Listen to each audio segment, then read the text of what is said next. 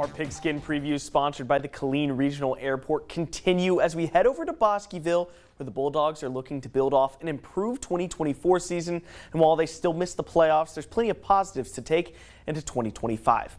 Bosqueville finished just shy of a playoff berth with a 4-6 record, but that was still a 3-win improvement from the previous season. The team returned 7 starters on offense and 8 on defense, so there's plenty of experience returning with a large senior group. The team knows this season is the year to produce a winning record and break into the playoffs for the first time since 2022. The goals are lofty, but the team is buzzing with confidence going into what they hope will be a very special 2025.